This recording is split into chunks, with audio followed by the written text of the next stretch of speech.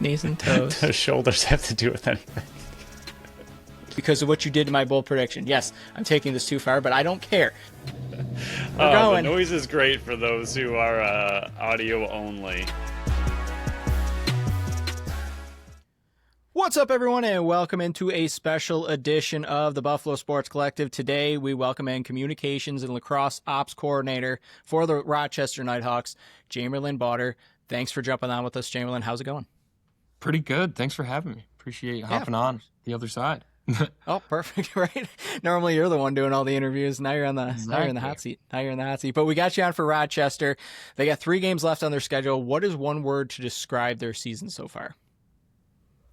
I think it's, there's a little bit of recency bias that comes into a lot of people's minds, but I think the one word to describe the season as a whole is new, right? Like, I mean, everything except for the team that walked onto the floor week 1 really was new to that organization, and it still is. I mean, like, I'm sitting here with the only thing up in my entire apartment right now on the wall is this piece of New Era Field turf, and it's because I just go to work and then I come home and I'm tired and I go to bed and I don't do anything else to my apartment. I'm just like, all right, yep. When the off season hits, we'll kind of slow things down and get into the next thing. But yeah, a lot of it has just been really new experiences kind of all over the place for how we're dealing with things. Yeah.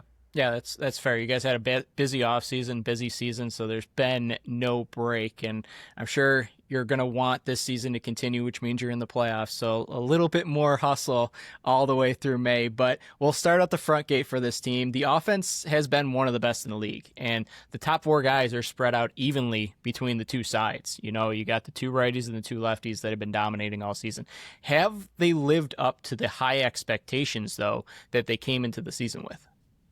I think it's a double-edged sword in the statement, right? Because, the high expectations, right? There were really high expectations. At the end of the day, you look at this season from before it started and you're like, yeah, this is that offense, right? And then coming into the season, you realize, well, you've got Zeddy coming back from an injury when he gets into it at first, and he's got to find his legs again, but not only find his legs, find them with a new group of guys, which wasn't the hard part in any way, shape, or form.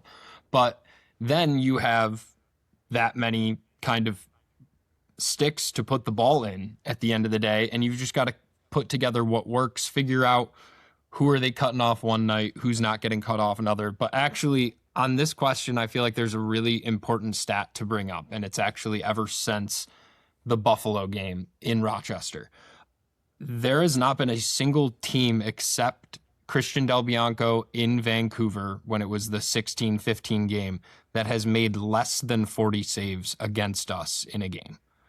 And in fact, 3 of those games have been 50 save games or 50 plus from Higgins, Kaizik, and then it was Walsh in Calgary or for Calgary.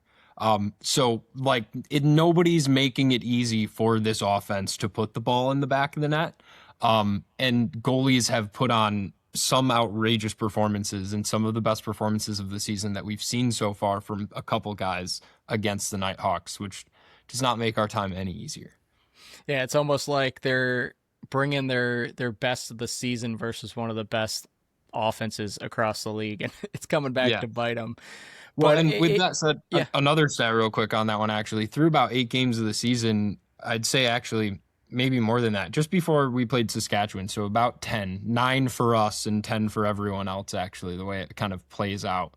But we were the only team other than Sask that had 4 players in the top 30 scorers in the league. So, like, the offense was still doing what it's doing. The other thing, too, I call a lot of high school lacrosse games. The best high school lacrosse teams in the state of New York, at least, do not have, unless there's one guy that is, bringing them there, they're all spread out. And the points are never all in 2 places at the same time kind of thing. So that spread kind of comes with a good and successful offense.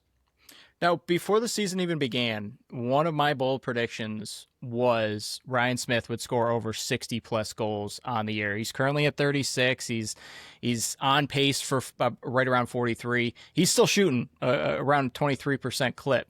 Was my bold prediction maybe a bit too overzealous considering how many mouths there are to feed in that offense? I think it was definitely a little overzealous. I would have loved I would have probably said 50, right? Like in just my hopeful expectations. But then you think about where so if there's 50 there, then where does Thomas McConvey get his goals? Where does Right. Zed Williams get his goals? Where does now a guy like Blaze Reardon and Kyle Waters and Graydon Hogg get their goals?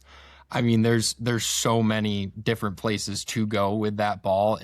It's also one of those things where him now in this leadership role that he's taken as an alternate captain, and I don't want to make it sound like he wasn't a leader before because he's the vocal guy in that offense anyways. But now with the A on his chest, I feel like he maybe takes a little bit more responsibility to just not have that rookie just shoot mentality or that young player shoot mentality, and it's more of the realizing the whole grand scheme of things. But at the end of the day, I don't think I know anybody with softer hands than Ryan Smith right down on the crease. So Yeah, it might have just been my love for Ryan Smith, and I got a bit over.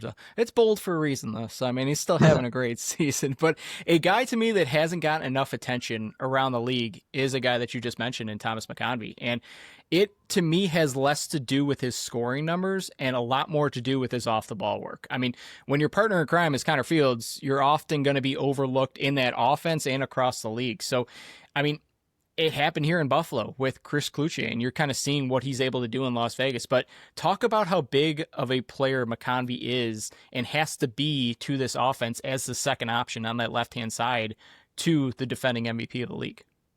yeah, I think it's massive and actually kind of ties into something else that we're definitely going to end up talking about and his return to the upstate New York. But when it comes to the two-man game of lacrosse, like no lacrosse team's offense is complete without an operational two-man game in existence. And I would argue, and this is a biased opinion, obviously, that there is no prettier two-man game that we have seen executed at multiple points throughout this season than Connor Fields dishing to Thomas McConvey. Or in fact, vice versa. It just happens significantly less the opposite way that it ends up being as fancy. And I mean, the amount of ways that Fields can draw that too and just go behind the back, over the shoulder, shovel pass around one and through the other. I mean, it's insane. And it's the knack for T-Mac going into it, knowing you have a guy that draws that attention. You just learn all of the options for open space on the field. And then you add in a guy like a Blaze Reardon, who's also creating space and allowing you to go lefty heavy, which is not really a dynamic that this team ever got into before the trade deadline. It completely changes the game for him then. Yeah. At the deadline, they bring in the guy that you just mentioned in Blaze Reardon. I think it surprised a lot of people, but from everything that we're hearing, it had a lot more to do with outside of the game of lacrosse than it did on the field. And that's not discrediting the player he is. It's just the situation that it was in. Now, he can come in and be an instant upgrade in that locker room. He's a big character guy, and everybody loves Blaze. What have you seen from Blaze in the few games that he's been in the lineup so far? Yeah, I think it's been two things, and it's funny. Somebody asked me the other day, "Oh, why isn't Blaze scoring?" I mean, he's hunting down a couple of milestones right now. He's right on the doorstep of 150 goals, but I think it really comes down to the fact that he's just having fun throwing his body around on the inside, getting to the boards and scooping up loose balls that are then turn out to be a dime for Kyle Waters against Oshawa last week. Like, he's in this point where there's no expectation that he kind of has to be the guy with the ball in his stick. And I think he can take that opportunity and just completely flip it into, let me not have the ball in my stick unless I have to, kind of a thing. And how much can I do in this game without the ball in my stick?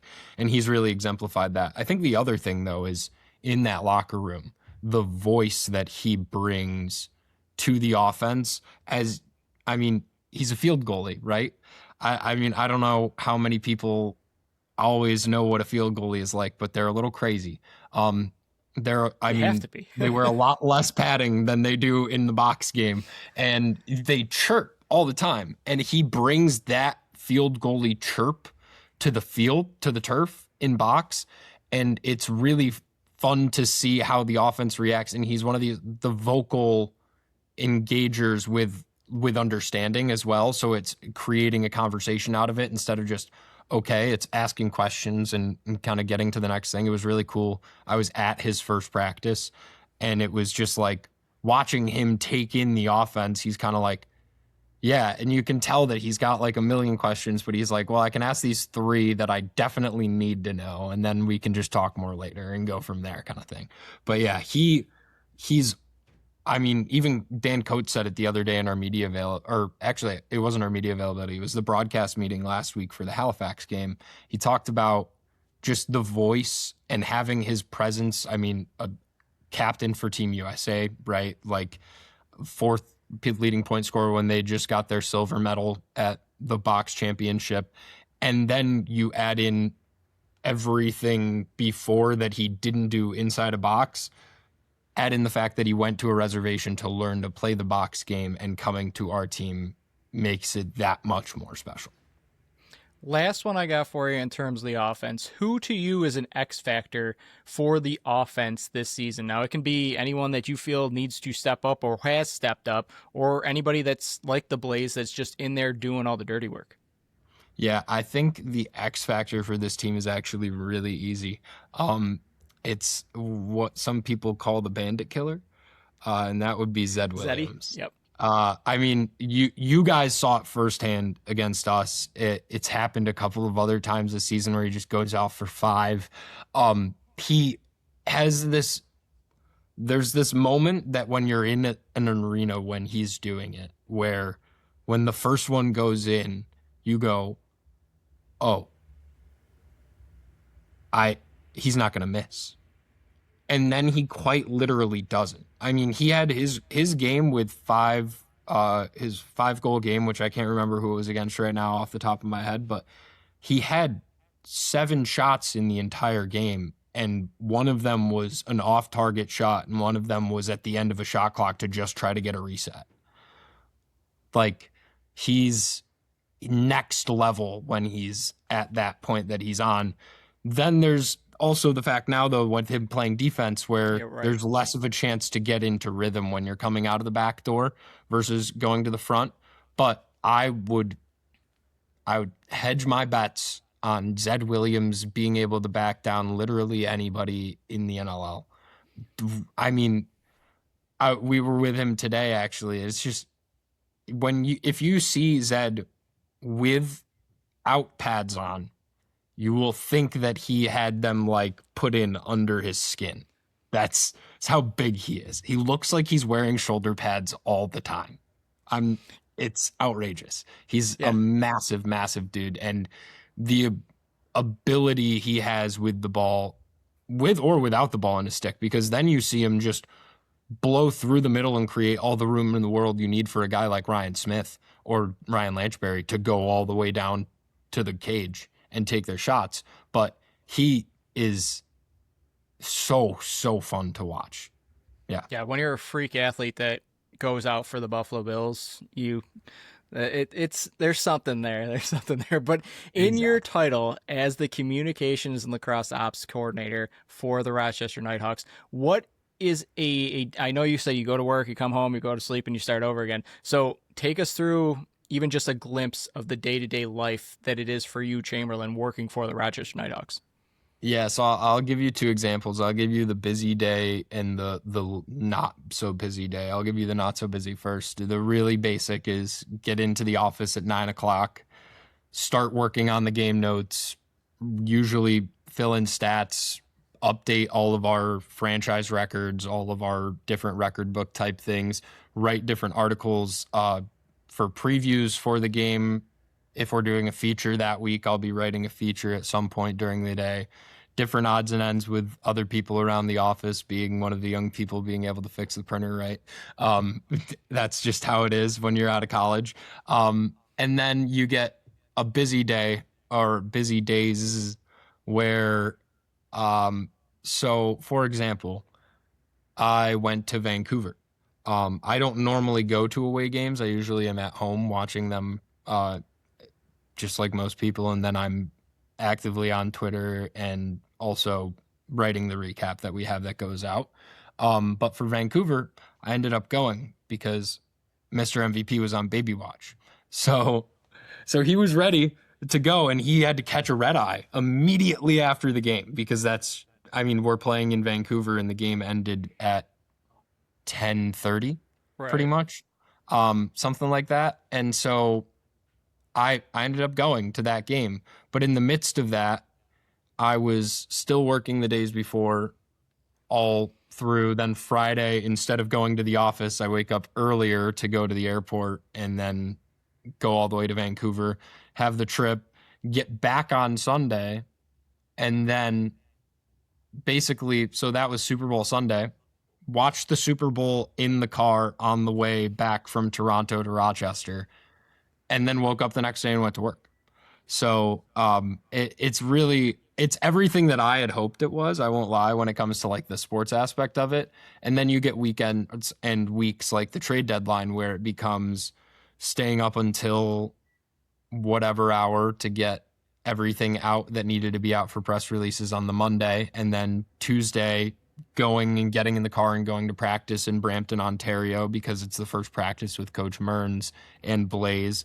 And then on the way back, making sure that's all ready to go out, and wake up Wednesday morning and still got to be in there at 9 ready to go because you've got different broadcast interviews already lined up because it's an away game the next weekend. So it does not stop in the world. It's funny, you'd think the NLL at 18 games would be less of a grind somehow, but when you have a team that is only working on the NLL and they're fully in it and dedicated to it, it's a complete grind. Totally. Yeah, it's a blur every day, but you're loving every second of it, kind of thing. Exactly.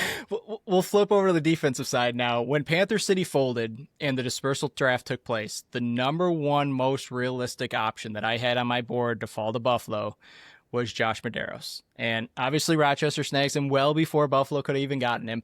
But in his second full season with the team, what do you like about his game that he's brought to this group with him from Panther City? Yeah, I think he has this knack for we have a small group of guys on our defensive group that really have this ability to win a loose ball forward.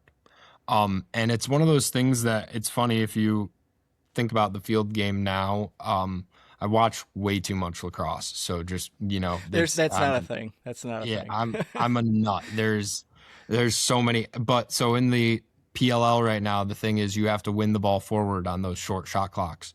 And in the NLL, it's a short shot clock, but that's not even just on a face-off. With the confines of the space you're in, right, it's every single time the ball is on the ground, it might as well be a 50-50 face-off battle. And so Medi is one of those guys that has this just innate win forward ability. And he's also got absolute nasty hands. Which hasn't for him come to fruition as much as it could have this season. I think he also just hasn't had the opportunities with the shots. I mean, it's one of those things where now when you get that many guys into that spot, when he was in Panther City, he was the guy to take the ball up the field and go for it. And that's how you score 20 goals in a season from transition.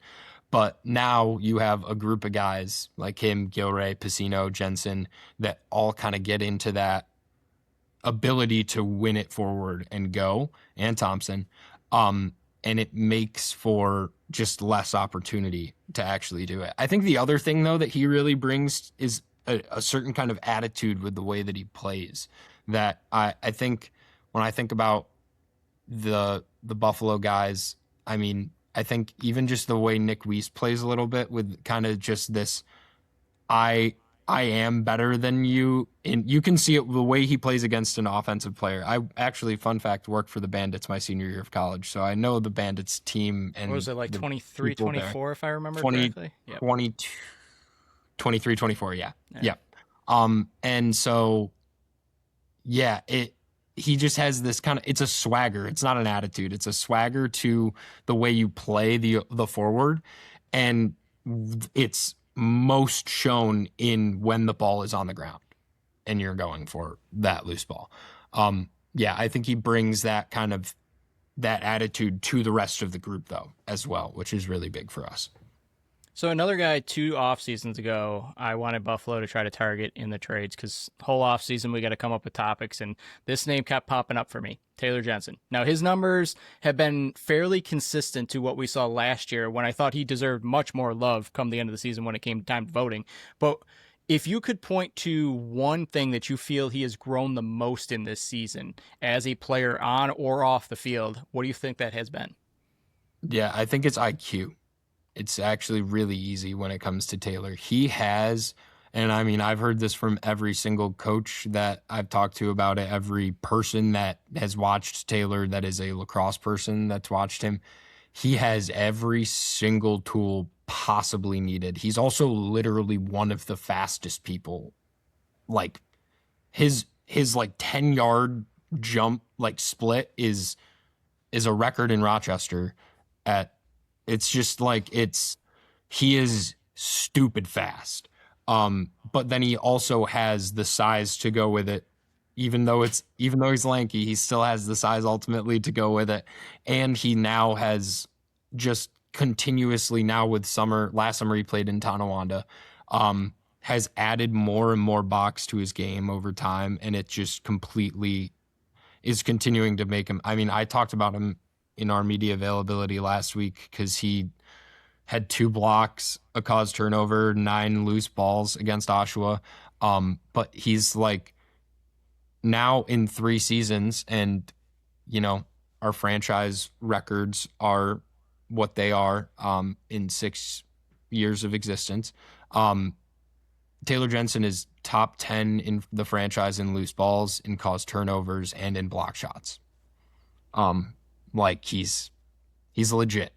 He's completely legit. And I mean there's a mold for all conference, all American midfield LSM becoming a good player, and he was the first one for us, and then immediately after him it's Jake Pacino kind of coming in, who doesn't bring the same size height wise to the equation, but has that similar mentality and has shown an ability with a shorter stick to still be very successful. So I was right before his numbers popped off last year to go target, but that's well beyond. He would have never. There's no scenario where he's one of our local guys too. So it's like really, it is one of those close to home guys. It's one of those. I mean, that's a guy ultimately when you think about the history of how we got him and him coming into the league and just, hey, like this kid's really good. He's not playing lacrosse. Right. Yeah. Oh yeah. It's like, and now he's genuinely, he's going to go down as, I think, and I mean, I've heard it from a lot of people that just he has all the tools. Like that's the easiest way to people say it. People say it about Brennan O'Neill on the offensive end. I don't think any defensive guys get enough credit when they have all the tools. Yeah. He is the definition of it's all there. Yeah. Yeah, I'd have to double check, but I'm pretty sure I had him in my top 3 transition players of the year midway through the season last year. So yeah, he stood out last year and it's just doubled down on it this year. But another bold prediction, we're doing a ton of them because I always pick Rochester for these, but it was last year and it was Matt Gilray would win transition player of the year. Now that clearly didn't happen and his numbers seemed a bit down from the Gilray that we've been accustomed to seeing this year. Is that something that you might see on the field that maybe opponents are targeting him? So when the ball's in somebody's stick, Gilray is on the other side of the field, or is it just more to do with he hasn't been fully healthy this year? Because I have noticed him on the injury report quite a few times this season. Yeah, there has been a little bit of that with the IR. Had a game missed. It was our cure game against Vegas. He missed that one. And ultimately when it comes to that, you're not playing at your kind of your full capability. But it is also the fact that 3 years ago when he had almost 200 loose balls as Yeah. a defender. And I mean, it was because people didn't realize what he brought to the table. And now it's, oh, look, it's the captain, it's the alternate captain of the team. It's a guy that's done this X, Y, and Z. It's a guy that's top in the league all the time in blocks, in cause turnovers, and whatnot. Like you do avoid him. But the other thing too is I think he ends up now this season down low a lot more because we have a lot of guys who really can match feet at this point on that front end. And with, like we talked about, with those guys with the knack to win forward, while he is one of those guys, he's also, like I just said, one of the best players in the league at blocking shots. And now with the fun of not being in the crease for those, it's even more important that those low guys are really high IQ guys that know what they're doing in those situations. So I think it's a multitude of things, right, that kind of come into that. But yeah, I feel like it is ultimately down to the game that he plays now, the game that he has been playing this season, where other people have been the ones that are going and getting those errant ones or in the corner and driving him upfield, because it's like he's going to be one of the guys that comes out every shift, so why make him do it? Right. That's fair. Yeah, he's one of those ones that had to take on a new role just because of how good he actually is. It's one of those ones where your stats might not back up exactly how quality of a player you are on the back end, and that's why defenders don't get the recognition they deserve. But who on the back end to you? Right? Yeah, exactly right. Who on the back end to you is not getting enough attention that at season's end we can look back and just shake our heads why this guy didn't get the attention that he rightfully deserved throughout the entire season? Yeah, I think, we now talked about him, so I can't say him, but I think league-wide, Taylor Jensen is a top 10 defender in the league right now, like the way he's playing right now. I mean, even I think about one of my favorite games this season, and that sounds so weird to say when we lost the game, was against Las Vegas at home when we came back, got up 13-12. Right, yeah. And Taylor left that game in the second quarter holding his arm, comes back out in the second half, and is just, I mean, they were like, hey, look, he left the game in the second quarter. He's back. We're going right at him the entire time. And every time he's just like, nope, let's go. You have to break me down before you're getting to the net. And that was one of the centerpieces to that third quarter in us getting back into that game. I just think he also brings every aspect of that character to the game, whether it's the grit when you need grit, the step back and be, he's a dad, be a dad and be mature when he needs to be, but also be that spark plug to the group ultimately for the team. He's so awesome to watch. But another one, because I feel like I can't just give that as an answer, is Dan Coates. I think I especially, crazy stat for you. This is, all I do all the time now is find fun stats about the Knighthawks when I can. Dan Coates has averaged 10, has averaged 10 loose balls per game in every game under his former college coach in Randy Mearns now at this point. So maybe he's less under the radar now, but I think he's also one of those guys that I've talked about on my podcasts before I worked for the team. He's the on-the-field coach. He's the reason that you can bring in a guy like Taylor Jensen and a guy like Jake Piscino and be willing to put them on the floor and teach them the game, because they have a guy behind them that has that ability to communicate to the nth degree and has that coach's eye from on the field. He also, now after a couple team dinners, have gotten to hear him give a team speech, and that man gives one hell of a team speech. So, it can't be understated what Dan Coates is for this Nighthawks squad. So I don't think it would shock anyone who has watched this team this season to think that the area of the game that has struggled the most for them is in net. Now, between Hartley and Hutchcraft, they just can't seem to find the right hand at the right time. Like the last few games, the starter comes out and then the guy who relieved him shut it down and gave their team a chance. Now, I'm a massive Hartley guy. I've always loved the guy. I seek him out whenever he's on the field. I love his play style, and he's that wild card out there. But where do you feel like the tandem has kind of fallen a bit short for this team with the expectations, especially with Hartley coming in this season fully healthy for the first time in a while? Yeah, it's I think it's one of those things where it's so bizarre when you bounce off of like what just happened on Saturday night, because quite literally, I don't know, I would argue maybe double save of the season got made if it weren't for the fact that it was a loss. Like that post to post on the 5-on-3 power play that he made, where he gets fully faked on his right, beams over to the left, doesn't even knock the post off, gets on it, makes the save. Immediately, he's as fast as the ball. Like, what goalie can you tell me is as fast as the ball in the NLL? There's one. There's quite literally one. Maybe Christian Del Bianco, but maybe Brett Dobson actually. But still, I mean, he's like, those watching that in real time. And then he did it again like 40 seconds later, pretty much. But it's the consistency, and I mean, you kind of summed it up right there. It's finding the right hand at the right time, right? But then you go into the situation where Hutchie's had a couple great games this season, and then it's just ultimately when you get, and it's happened to the Knighthawks multiple times this season too, and it's the weirdness of the NLL, I think, where at the end of the day, you scout both goalies, but you scout the starter way more than you scout the backup. And we've had it with Holochuk, with Kells for Vegas at home, where you're in the game, you're successfully into it, and you're just not ready for the backup.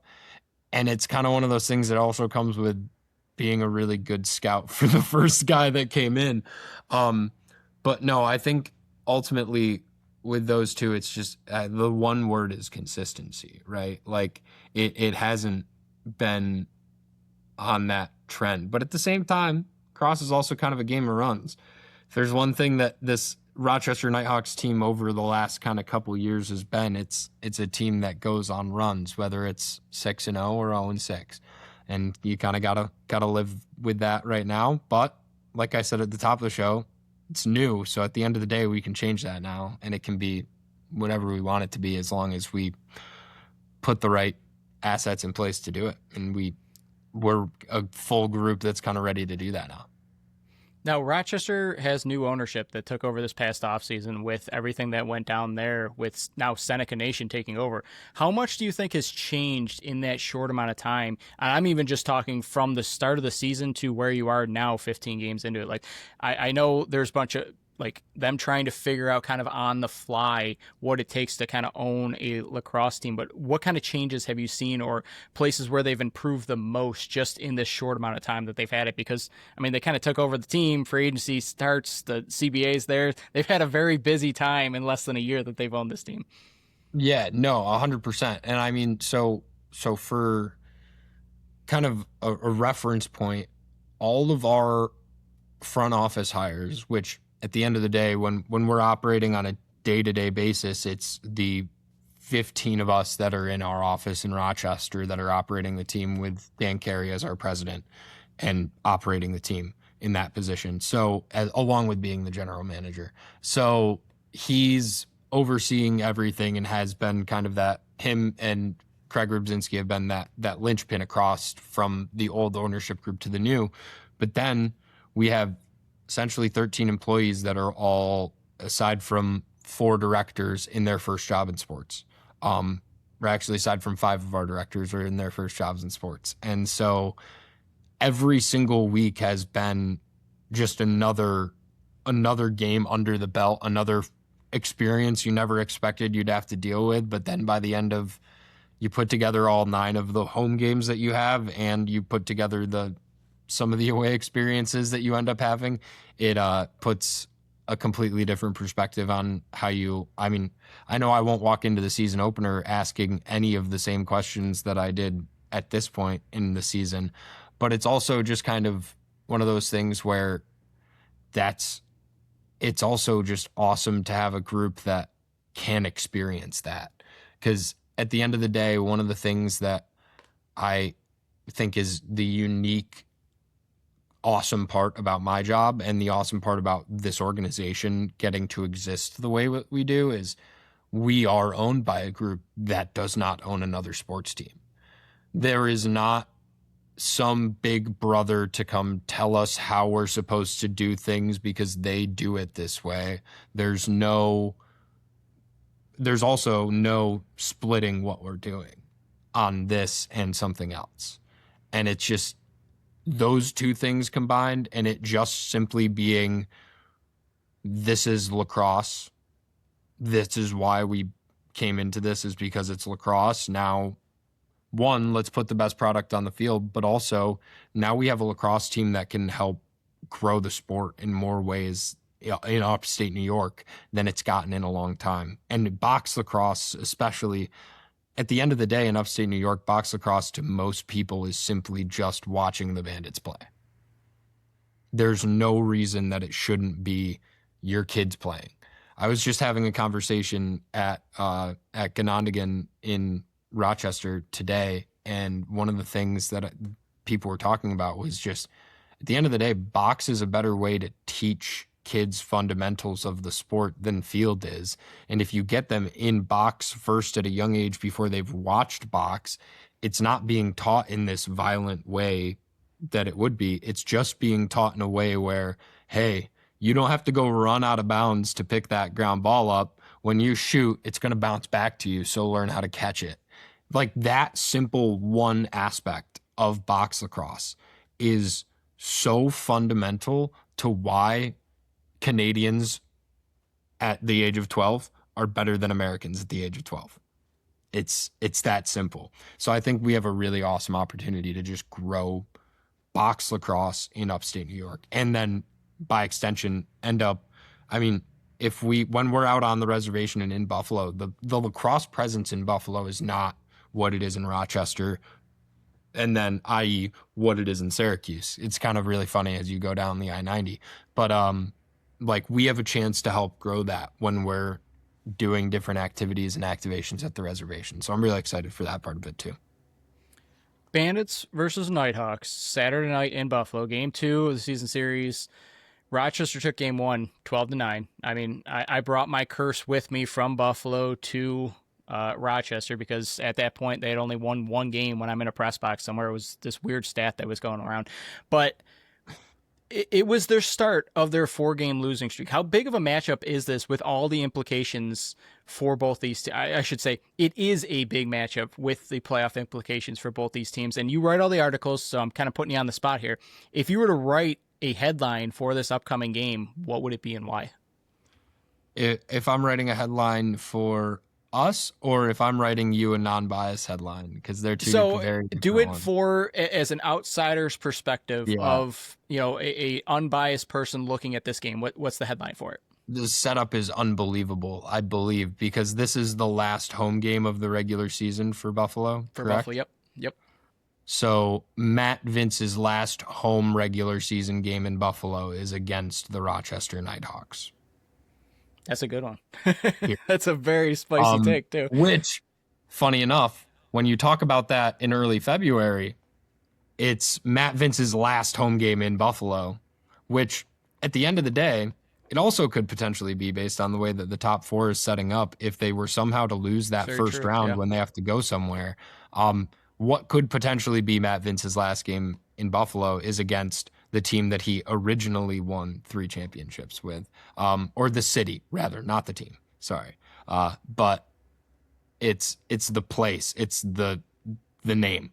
And I think that's the outside. I think the inside perspective is going to beat, like, we have all of the, it's backs against the wall, and somehow in the NLL, you say backs against the wall 4 losses before your backs are actually against the wall because everyone just wants to be able to have that mentality.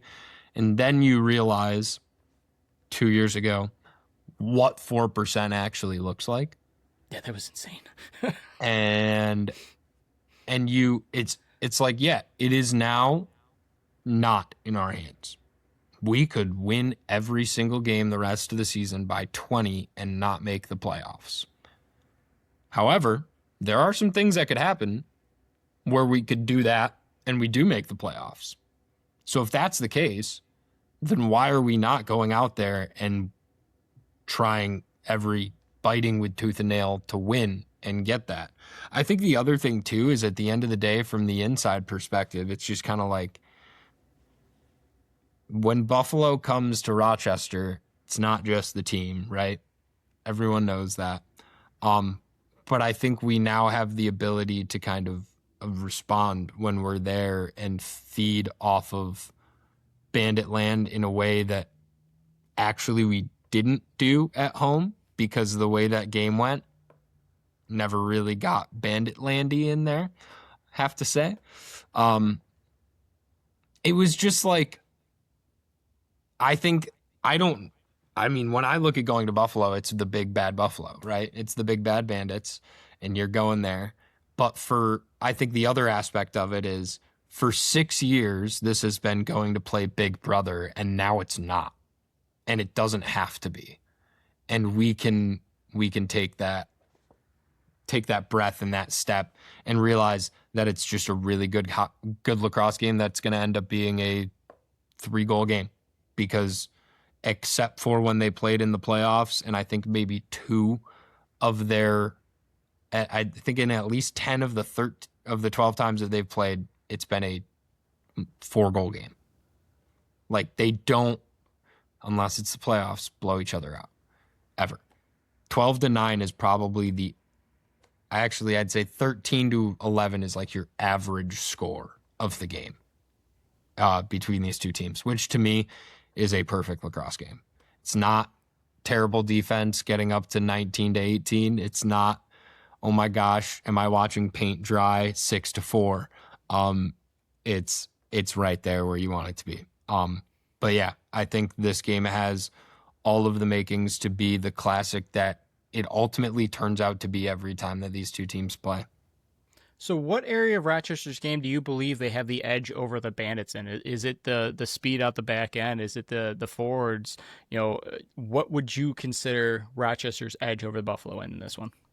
I think the edge for Rochester in this game specifically is kind of offensively the physicality. I think it's one of those things that it just kind of, because it's been there with the Knighthawks before, but before Zed kind of came into this group, you really didn't realize how imposing the offense could be.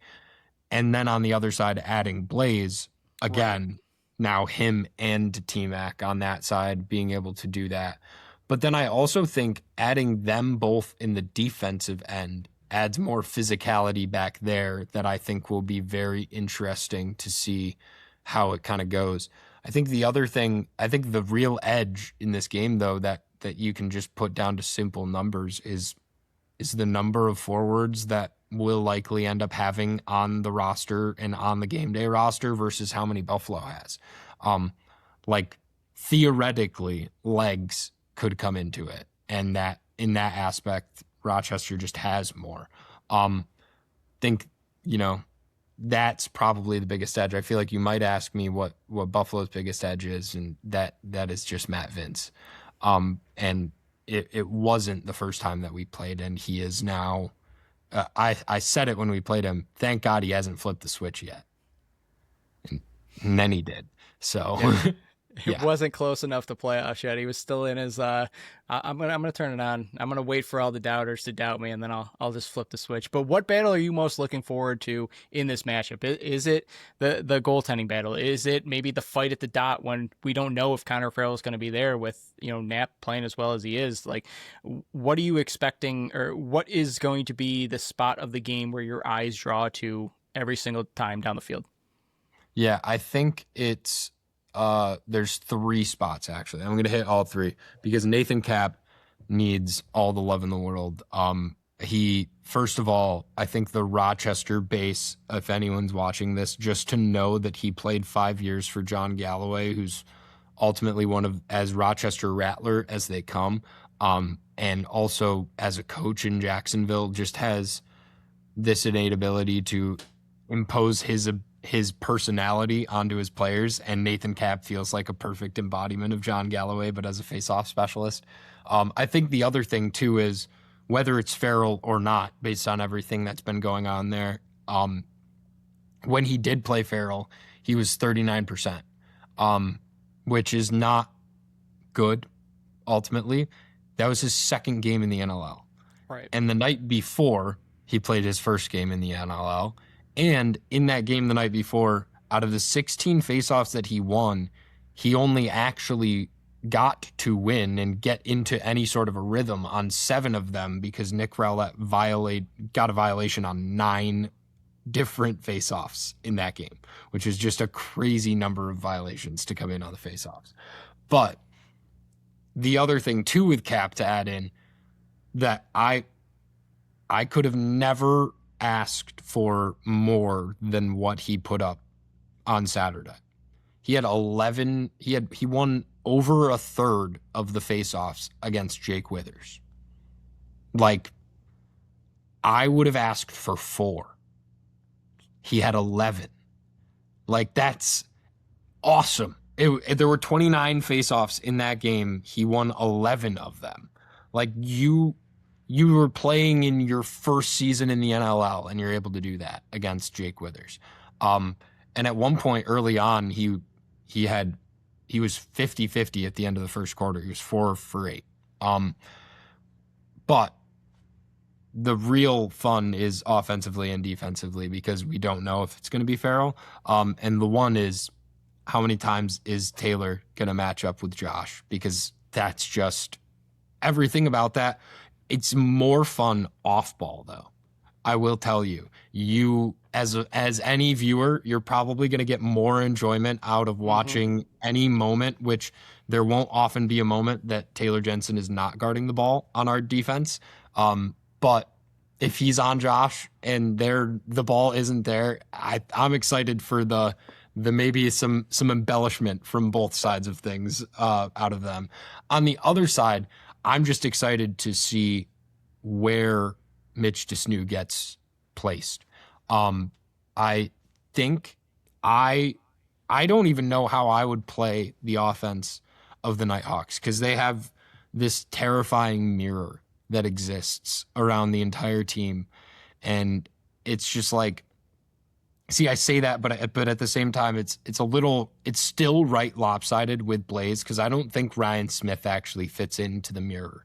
I think Zed and T-Mac mirror each other on that righty side, and I think Fieldsy and Lanchbury mirror each other. And then you get this chameleon ultimately out of Ryan Smith where he can put a ball on your ear from a skip pass running the point of a power play, or he can be the guy who sets up behind the goal on the power play and goes for that acrobatic dunk. But when you look at that group, it's like pick your poison, right? Of who do you try to take out? And when you realize that Connor Fields and Ryan Lanchbury aren't players that you take out, they're players that you defer where the ball's going to go in the back of the net because they're playing that far ahead. So you've got to pick between a Zed, a Ryan Smith, and a Thomas McConvey in that sense. And I'm intrigued to see where that one goes. Also, we'll always love to see Pauly Dawson, no matter what. Just personally, as a fan of Rochester, and then when I was working there, that was the trade deadline when they got him. And he's just a great guy. Love Paulie. But yeah, that would be. I think that's like it's a lot of matchups. I threw a lot at you, but those would be the three I would say. Just two more for you here. For the Yep. Rochester Knighthawks to get the win, this needs to happen. What needs to happen? You know what? I almost wish you asked me this question in like 2 days because usually my favorite thing is coming to people in the office with this answer. I think it's a 60 minutes. And that sounds so cliche to say because the amount of times that I've been told that in an interview and I'm like, "Oh, right, 60 minutes." But like at the end of the day, it's imperative. It wasn't a 60 minutes in Halifax. It wasn't 60 minutes in Vegas, against Vegas. It was more than 60 when we played against Saskatchewan.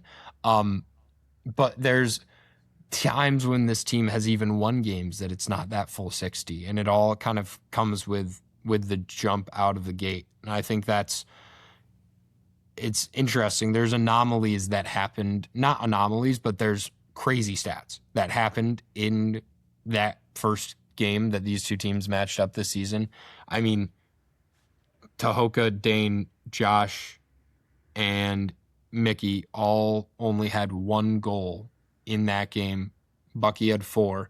And they had a combined 39 shots or something like that. Like, Rylan Hartley was just rolling off of the game he played the night before, standing on his head. So there are aspects of that you would love out of the defensive end, but at the same time, I think it comes down to this offensive group kind of getting shots up and getting them up early and putting it in the back of the net early, really, and keeping consistent with that, which ultimately against Matt Vince is not going to be an easy battle. But if I go back to when I was getting ready for this first matchup of the season, nobody beats Buffalo in single digits, period. It's got to be your game, and there's two kinds of shootouts in the NLL. It's got to be a Rochester Knighthawks shootout, 1918, not a Bandits shootout, 7-8. That's how we always end up at the 13-10 or 12-9 score lines, because that's the balance of when these two teams come together. Very fair. My last question, and it's been like this for all the interviews I do. It's got nothing to do with the guest or the sport. A zombie apocalypse is happening right now, and you're stuck in an office supply store. Maybe you had to run there for work, or you're just there to get a new office chair or something. You can only take 3 things to defend yourself. It could be, armor, weapons, whatever it got to be for you to defend yourself here. What are those 3 things that you're taking? In an office department store.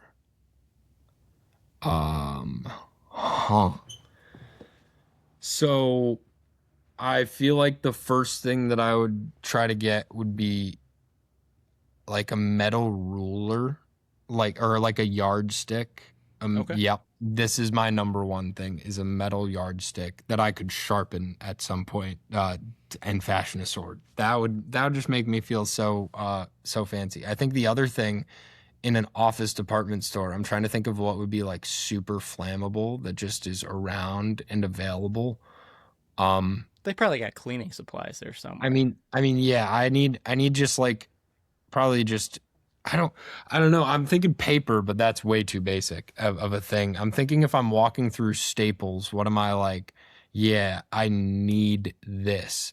You've put me in quite a predicament with an office department store, I feel like, though, to be honest. I got my 3 if you want me to try to jog your memory. Yeah, give me your 3. You might give me more. So you know creative. the plastic thing that your chair goes on and the carpets so you can roll around? I want Yep. one of those for like a vest. So, it's zombies. They don't really have weapons. They're trying to bite you. That you can't really bite through that. The paper shredder, like the giant thing, I'm going to break that off, and then there's that. And then the third one, I was thinking some supplies like a aerosol can or something like that I could eventually find a lighter down the road or something, and there's your flame thing. Those were the 3 I was coming up with. That makes way more sense than where I was going. My brain was trying to think if there would be like a chair in the office store for me to find in my hideout for when I go and dig Hunker a hole down. as deep as possible and don't associate until, I run out of food. I think in that sense, in terms of I would go for binders. That would be my breastplate option. That's fair. Yeah. Ultimately, I think it's just, and at the end of the day too, starts raining outside, you got an umbrella, you're all set, you're covered. I think the other thing though, there would have to be some sort of an aerosol can aspect of things. I do think that's one of because the other thing too is it's like then, you're in your last ditch situation and you just crack that thing and Oh yeah. boom, you're ready to go. You've got crazy things. I don't know. I always loved the movie as a kid, Scout's Guide to a Zombie Apocalypse. And they go into the department store and the one guy takes a weed whacker, takes 3 Bowie knives and zip ties them on. So I guess in that sense, if I could make sure I grab zip ties from the office department store, I'll take those on my way to the You're ready. hardware store. There you go. Yeah. But Chamberlain, that's all I got for you. Thanks for jumping out with us on the Buffalo Sports Collective. You want to let everyone know where they can find you and maybe anything else you want to plug, like your podcast? Yeah, for sure. So I have a podcast where I end up talking about Amherst. So for anyone in the Buffalo area, you want to hear a little bit more about the Amherst. I also end up doing a little bit more Finger Lakes stuff because we're a Finger Lakes based show, but I cover Amherst hockey and then Spencer Conley covers Knighthawks lacrosse. I like to keep myself unbiased and out of that conversation as much as possible. And then that's the podcast. It's called Against the Boards. You can find it on Finger Lakes 1 on YouTube. And then the Instagram I'll plug is, I will still say, the Rock Knighthawks. I won't lie to you. I follow the Bandits, so you should follow the Knighthawks. I think it's awesome when we're all getting as much content as possible. My personal is MR Chamberlain B, Mr. Chamberlain B on Instagram if you want to go give that one a follow. But yeah, not a lot of posting right there because there's a lot of things that myself and James are making for our social world, and I end up focused a lot on our website too. So if you're ever looking for articles, there will be even more in the next couple of weeks. If you're looking for good reads, we've had multiple features this season that I'm really proud of, and if it makes you feel better about reading them, I kind of learned how to write them from writing one about Matt Vince. So, yeah, there's your basis for it. Thank you so much for having me on. Yeah, thank you again for joining us on the BSC. Hope to talk to you down the road and continued success with everything you're doing with Rochester and outside of it. Thanks so much. We will be back Friday with our normal episode to preview Bandits versus Knighthawks. We'll talk to you all then.